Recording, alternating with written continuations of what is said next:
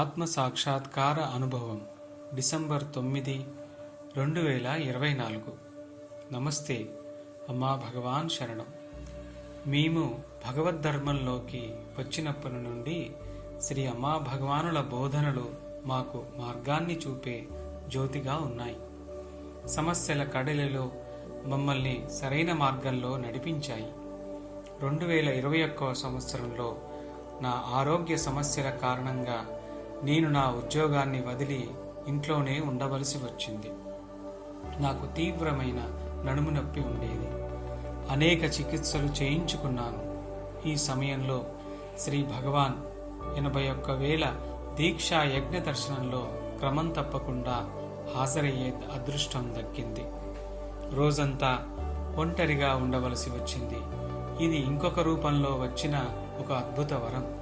నేను శ్రీ భగవాన్ బోధనలను అవలోకనం చేసుకోగలిగాను. నా వైపు నుండి ఎటువంటి ప్రయత్నం లేకుండానే దానికదే జరుగుతున్న అంతరంగ మార్పును చూడగలిగాను. నేను ఆలోచన ప్రవాహాన్ని గమనించగలుగుతున్నాను. నేను ఒక సాక్షిగా ఆ ప్రవాహాన్ని చూస్తున్నానని అర్థమైంది. నేను మునుపటిలా ఆలోచనలలో కొట్టుకుపోవడం లేదు. ఆలోచిస్తున్నది నేను, చేస్తున్నది నేను అనే భావన నా నుండి వెళ్ళిపోయింది. నేను వర్తమానంలోనే జీవిస్తున్నాను. గత జ్ఞాపకాల నుండి విముక్తి లభించింది. భవిష్యత్తు గురించి ఎటువంటి భయం గాని చింత గానీ లేదు. నేను నా చుట్టూ ఉన్న వ్యక్తులను అర్థం చేసుకోగలుగుతున్నాను.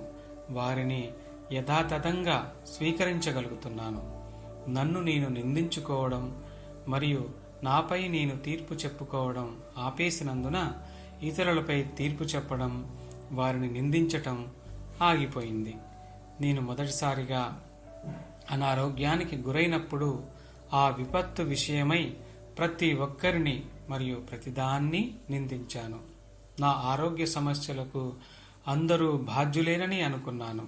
నా కుటుంబము, నా సహోద్యోగులు, నా యజమాని, నా పని, నా పొరుగువారు, నా ఇల్లు, కార్యాలయంలో నా కుర్చీ, ప్రపంచం మొత్తం మీద బాధ్యత నెట్టివేశాను.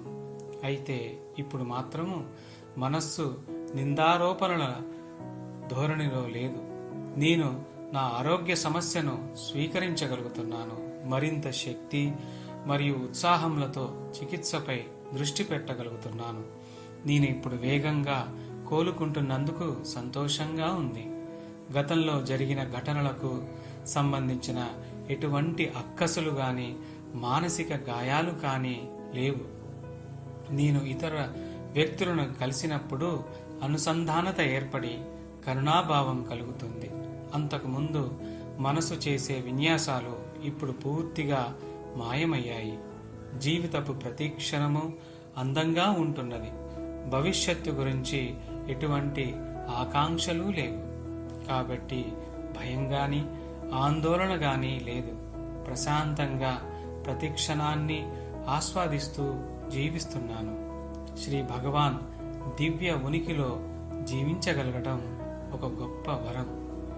మనస్సు నుండి విముక్తి పొంది జీవితంలో అద్భుత సౌందర్యాన్ని అనుభవించేలా చేసినందుకు ప్రియమైన అమ్మా భగవాన్, మీకు అనేక ధన్యవాదములు. ఇట్లు మోహన్జీ, కోయంబత్తూర్.